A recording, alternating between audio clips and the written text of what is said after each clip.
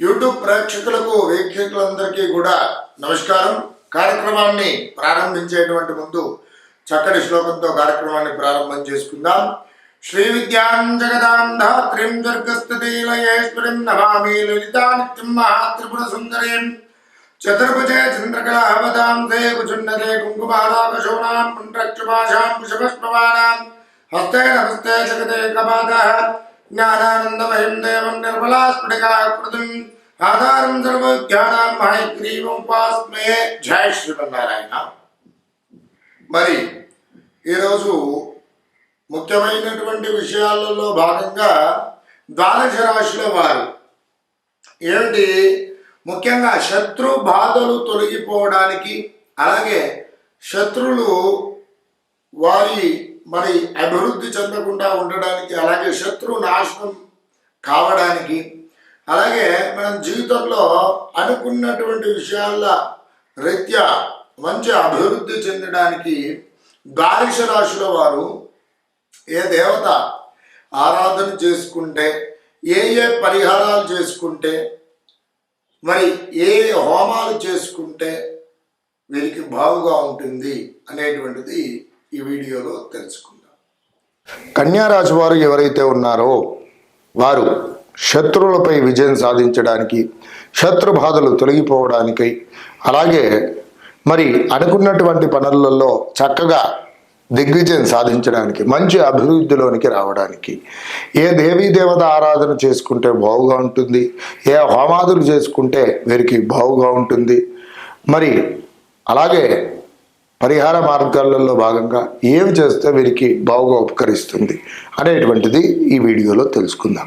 కన్యారాశి వారు ఏ నక్షత్రాల వారు అవుతున్నారయ్యా అంటే ఉత్తర నక్షత్రము 2, 3, 4 పాదములు, అలాగే హస్త నక్షత్రము 1, 2, 3, 4 పాదములు, చిత్తా నక్షత్రం 1, 2 పాదముల వారు కలిసి కన్యారాశి వారు అవుతున్నారు. ఇక కన్యారాశి వారి యొక్క జాతక లక్షణాదులు కనుక గమనించినట్లయితే వీరు అందమైనటువంటి సుందరమైనటువంటి రూపలావణ్యం కలిగినటువంటి వారుగా ఉంటారు. అలాగే భోగభాగ్యములు అనుభవించేటువంటి వారు, సుఖములను అనుభవించేటువంటి వారు, మృదుమైనటువంటి శరీరం కలిగినటువంటి వారు, అలాగే నీతిపరులుగా ఉంటారు, సత్యవంతులుగా ఉంటారు. వీరికి విశేషంగా పార్కుల యందు, ఆటపాటల యందు విశేషమైనటువంటి ఆసక్తి ఎక్కువగా ఉంటుంది. అలాగే వీరికి కామం అనే కోరికలు చాలా ఎక్కువగా ఉంటుంది. అలాగే ఇతర ప్రదేశంలో యందు నివసించడానికి ఆసక్తి ఎక్కువగా ఉంటుంది. విదేశాలలో స్థిరపడడానికి అవకాశాలు ఎక్కువగా ఉన్నాయి. అలాగే మంచి ప్రియవచనములు పలికేటువంటి వారుగా ఉంటారు. మృదు మధురమైనటువంటి వాక్కులు పలికేటువంటి వారు, మిత్రులకు బంధువులకు మంచి చేసేటువంటి పరోపకారిగా ఉంటారు. ధర్మ కార్యక్రమములు చేసేటువంటి వారు, నృత్య, గీత, వాయిద్య, పుస్తక లేఖనాది వివిధ రంగాలలో మంచి నిష్ణాతులుగా వీరు కలిగి ఉంటారు. అలాగే వీరికి మంచి వ్యాపార దక్షత కూడా కలిగినటువంటి వ్యక్తులుగా ఉంటారు. స్వల్ప సంతానం ఉంటుంది. అలాగే స్త్రీలు కానివ్వండి, పురుషులు కానివ్వండి, వీరికి స్వల్ప సంతానం అనేటువంటిది ఉండడానికి అవకాశాలు ఎక్కువగా ఉన్నాయి. అలాగే వీరు మంచి వ్యాపార సంస్థలు నెలకొల్పడానికి, అలాగే వివిధ రంగాలలో నృత్య, గీత, వాయిద్యాది, అలాగే చిత్ర పరిశ్రమల్లో కూడా రాణించడానికి అవకాశాలు చాలా ఎక్కువగా ఉంటాయి. ఇవి వీరి యొక్క జాతక లక్షణాలు. ఇక కన్యారాశి వారు శత్రువులపై విజయం సాధించడానికి, శత్రుబాధలు తొలగిపోవడానికి, మంచి అభివృద్ధి చెందడానికి కన్యారాశ్యాధిపతి అయినటువంటి బుధుడి యొక్క అనుగ్రహం అనేటువంటి తప్పకుండా ఉండాల్సిందే. కాబట్టి ఏం చేసుకోవాలయ్యా అని కనుక చూసుకున్నట్లయితే ఈ కన్యారాశి వారు ప్రతినిత్యము కూడా బుధగ్రహ ధ్యాన శ్లోకాన్ని పఠించడము, అలాగే బుధవారం రోజున తప్పకుండా బుధగ్రహాన్ని ఆరాధన చేసుకోవడం, స్వామివారికి పూజ పునస్కారాదులు చేసుకోవడం బుధగ్రహానికి. అలాగే బుధవారం రోజున ఒక బ్రాహ్మణోత్తముడికి చక్కగా ఆకుపచ్చ రంగు గల వస్త్రాలు, దాంతో పూర్వకంగా కేజింపావు పెసర్లు బ్రాహ్మణోత్తముడికి దానం చేయండి. తగుపూర్వకంగా ఉత్తమోత్తమైనటువంటి ఫలితాలను పొందుతారు. అలాగే బుధవారం రోజున విశేషంగా ఏమిటంటే అక్కడ ఉన్నటువంటి దేవాలయ ప్రాంగణంలో లేదంటే మీ చుట్టుపక్కల ఉన్నటువంటి ప్రాంతాలలో విశేషంగా పేదలకు కానివ్వండి, బ్రాహ్మణులకు కానివ్వండి, వృద్ధులకు కానివ్వండి, పిల్లలకు కానివ్వండి విశేషంగా ఆకుపచ్చని రంగు గల దుస్తులు, అలాగే వాటితో పాటుగా విశేషంగా తమకు తోచినటువంటి విధంగా పండ్లు ఫలములు సమర్పించండి. తగుపూర్వకంగా చేసుకున్నట్లయితే మంచి చక్కటి ఫలితాలను తప్పకుండా అనుభవిస్తారు. అలాగే బుధవారం రోజున ఏదైనా ఒక వైష్ణవ దేవాలయంలో తప్పకుండా అన్న సంతర్పణ కార్యక్రమం నిర్వహించండి. అన్నప్రసాద వితరణ చేయండి. తగుపూర్వకంగా మీకున్నటువంటి అభీష్టము తప్పకుండా నెరవేరుతుంది.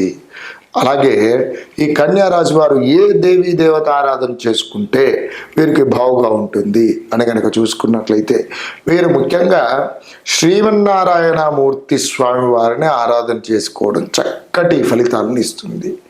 శ్రీ విష్ణుమూర్తి ఆరాధన, అలాగే వెంకటేశ్వర స్వామి వారి యొక్క ఆరాధన కూడా చక్కటి సత్ఫలితాలను ఇస్తుంది. వీరు ముఖ్యంగా బుధవారం రోజున ఇంట్లో శ్రీమన్నారాయణ స్వామి వారి యొక్క చిత్రపటం కనుక ఉన్నట్లయితే చక్కగా తులసిమాల సమర్పించండి. లేదైనా విగ్రహ రూపకంగా ఉన్నట్లయితే స్వామివారికి చక్కగా మీరే పంచామృత స్నానం చేయించి గంధము పుష్పములతో అలంకరణ చేసి చక్కగా అష్టోత్తర శత తులసీ దళాలతో అర్చన గావించి ధూపదీప నైవేద్యం స్వామికి నివేదన చేయండి. ఆ విధంగా చేసుకున్నట్లయితే తప్పకుండా చక్కటి ఫలితాలను పొందుతారు. అలాగే విశేషంగా ఆ రోజున శ్రీ విష్ణు సహస్రనామ స్తోత్ర పారాయణం చేసుకోవడం కానివ్వండి, లేదంటే వినడం పూర్వకంగా కానివ్వండి చక్కటి ఫలితాలను ఇస్తాయి. అలాగే బుధవారం రోజున ఏమిటి విశేషంగా మీ యొక్క ఇంట్లో విశేషంగా ఒక వైష్ణవ బ్రాహ్మణులను పిలిపించి విష్ణు సహస్రనామ స్తోత్ర పారాయణం గావించి వారికి విశేషంగా అన్న ప్రసాద వితరణ చేసినట్లయితే తప్పకుండా మీ ఇంట్లో మరి సుఖశాంతులు వర్ధిల్లుతాయి. అలాగే శత్రుబాధలు తొలగిపోతాయి. అనుకున్నటువంటి పనులలో తప్పకుండా దిగ్విజయ ప్రాప్తి లభిస్తుంది. బుధవారం రోజున ఏకభుక్త భోజనం చేయడం, అల్లం వెల్లుల్లి ఉల్లిపాయలు తినకుండా మరి చక్కగా స్వామివారిని సేవించుకున్నట్లయితే ఉత్తమోత్తమైనటువంటి ఫలితాలను పొందుతారు. అలాగే ఇక హోమ ప్రక్రియలో భాగంగా కనుక చూసుకున్నట్లయితే శ్రీ విష్ణు సహస్రనామ స్తోత్ర పారాయణ పూర్వకంగా హోమం నిర్వహించడం, అలాగే శత్రువులపై విజయం సాధించడానికి స్తంభావిర్భావ నారసింహ స్తోత్ర పూర్వకంగా హోమం జరిపించడం, అలాగే నరసింహస్వామి వారి యొక్క మూలమంత్ర హోమపూర్వకంగా మీరు తప్పకుండా శత్రువులపై విజయం సాధిస్తారు. ఉత్తమోత్తమైనటువంటి ఫలితాలను తప్పకుండా అనుభవిస్తారు. అలాగే వాటితో పూర్వకంగా మీ యొక్క మెడలో కానివ్వండి, లేదంటే ఉంగరంలో కానివ్వండి విష్ణుమూర్తి యొక్క ప్రతిమ ఉండేటట్టుగా లాకెట్ ధరించడం కానివ్వండి, ఉంగరం ధరించడం కానివ్వండి చేసుకున్నట్లయితే తప్పకుండా ఆ స్వామివారి యొక్క అనుగ్రహం ఉండి శత్రువులపై విజయం సాధిస్తారు. అనుకున్నటువంటి పనులలో దిగ్విజయం సాధిస్తారు. మంచి అభివృద్ధి పదంలోనికి వస్తారు. వీటితో పాటుగా ఈ కన్యారాశి వారు ప్రతినిత్యము కూడా అనుసంధించవలసినటువంటి నామజపం గనక చూసుకున్నట్లయితే ఓం ప్రీం పీతాంబరాయ నమః అనేటువంటి నామాన్ని ప్రతినిత్యము కూడా 27 సార్లు పఠించండి. ఉత్తమోత్తమైనటువంటి ఫలితాలను పొందండి. నమస్కారం.